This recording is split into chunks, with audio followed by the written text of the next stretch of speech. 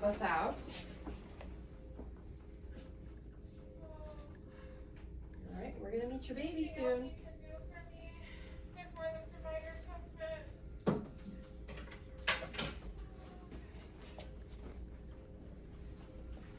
So you wanna roll onto the other side now? Sure, yeah, that's fine. Okay, great. Roll to the other side. Okay. 1, 2, 3, roll. There we go. Alright, hi Noelle. Hi. You ready to push? I am. Over here, you're still in there. Mhm. Alright, good, that's so exciting. I think it'll feel so much better once the baby's out too. I think so. So let's get her fully out. There's no bulbs, so you don't have to. Sorry, Michelle. Get that out. So if you're in the hospital, they would turn on this bright light. And We're gonna put the central urinary catheter that you have in. Okay. So we're gonna have you take a deep breath in Okay. and breathe out.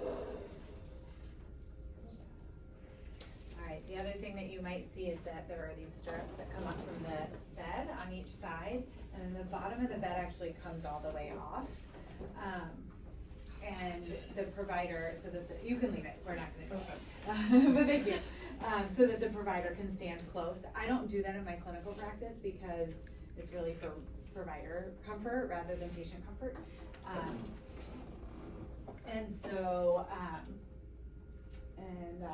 So they don't do it in here, and also it's a whole cumbersome mess. So I'm just gonna lift up the bed, bring the foot of the bed down. If you look at the back counter, so the other thing that would happen as we're sort of prepping for the birth is that they would set up a table of sterile instruments. Vaginal birth isn't sterile, but we don't want to introduce any new infections. We set things up sterilely. Provider wears sterile gown and gloves. We'll pretend they're wearing that. And then there would be a tub for the placenta, clamps and scissors to cut the cord. There would be stuff for vaginal repair if there's any tearing, and then additional instruments that make it look like surgery, even though it's not. Lots of stuff that goes unused, but that's okay. And then we will have her, oh wait, hang on, I need these are for my labor and delivery nurses. And then we can, everybody's a little bit different in terms of how much guidance they want or need in terms of positioning. She doesn't have an epidural, so we don't have to necessarily tell her, well, we don't have to tell her when to push or usually how to push. Sometimes patients do need guidance, and especially with an epidural, we may do a little bit more with positioning. That might be a good time to use stirrups and things like that. But, and then, so Noelle, can we put the baby on your belly when it's out? Yes, that's fine. All right, so as long as the baby comes out crying, we bring the baby right to mom's belly or chest. And then, Noelle, you can push with the next contraction if you're ready. I know Okay, you're I'm ready having to one right push. now, yeah. Take a deep breath. You're doing great.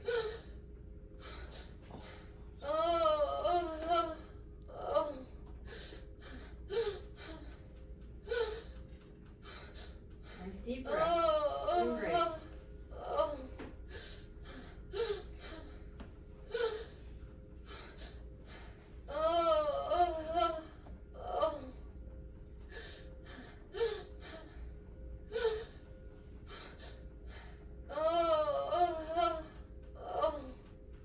Looks like this contraction is coming to an end. We've just pushed with contractions. We only push with contractions because she has to work really hard, and we want the hard work of the uterine muscle pushing down as well. So in between slow deep breaths, she might feel a lot of pressure, maybe a little bit of burning depending on how close the head is. You guys are great supporters. Noelle, do you know if you're having a boy or a girl? I don't know yet. That'll be a good surprise. Barry will be so sad he missed it. Yeah, he's on his way here.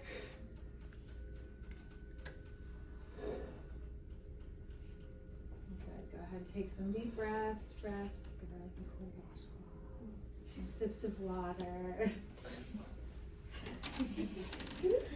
So when the baby comes out, the baby on mom's belly, and you guys will use those blankets to dry the baby, stimulate it if it's not crying. Oh, it looks like there's another contraction. You ready, Noelle? I'm ready. Good, nice deep breaths. Oh, we're starting to see a little bit of the head. Doing great.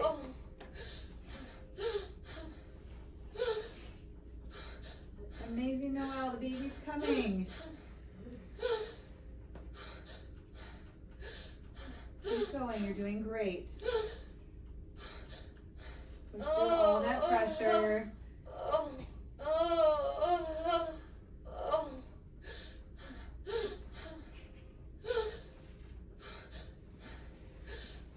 Yeah, it's coming. Baby's coming.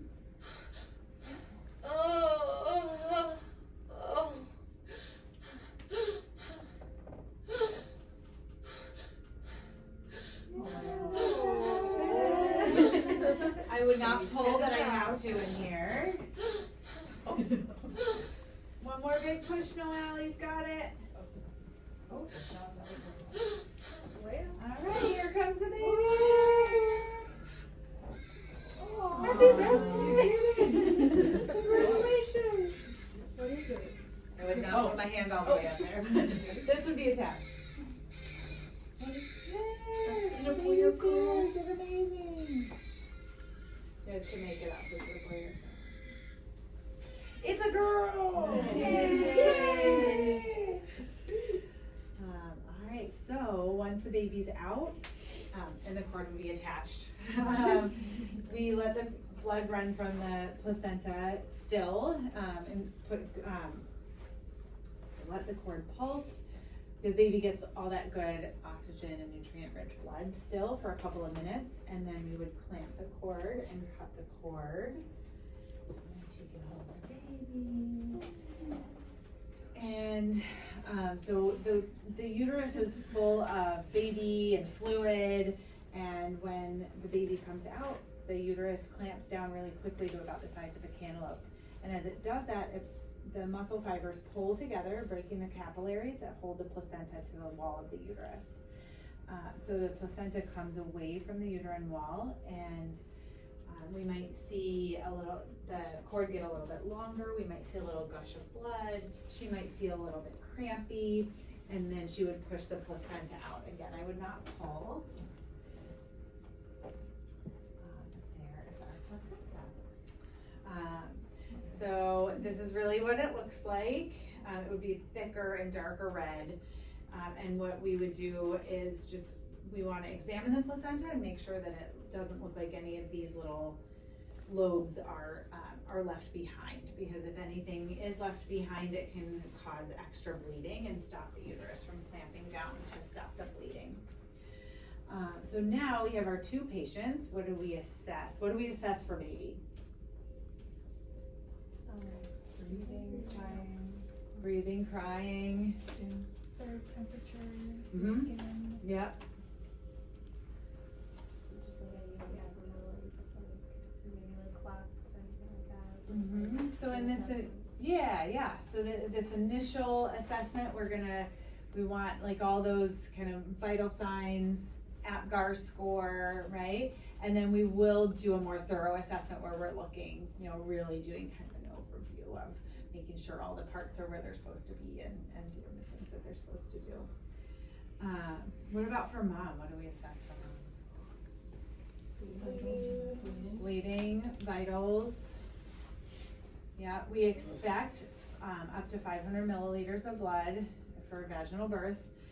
So when we look for bleeding, we might see some blood coming from the vagina. That's normal. We don't want it to be constantly flowing.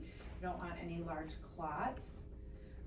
And then we would also push on her belly to feel her fundus. We want to feel that firm cantaloupe-sized uterus. What else are we assessing? Yeah, we're still her blood pressure. Preeclampsia will resolve pretty quickly once the placenta's out, but it's gonna be a little while. So she's got that 24 hours still of hourly vitals and magnesium checks and neuro checks. What else? Something like directly after, or like, are they? Yeah, like kind of right after. So we would have them on labor and delivery for the next 2 hours for that like sort of immediate assessment. Yeah, and then there's all the other assessments that come with postpartum care. Yeah. Maybe help with some initial breastfeeding attempts, right? If she had any tearing, or even if she didn't, we're gonna assess her bottom, make sure there's no hematoma, give her an ice pack, keep an eye on her edema, right? Swelling after the birth can increase a little bit before it decreases, so we wanna make sure that's okay. Anything else you guys can think of? Emotional well-being. Yeah, for sure. All right, good work. Let's head back.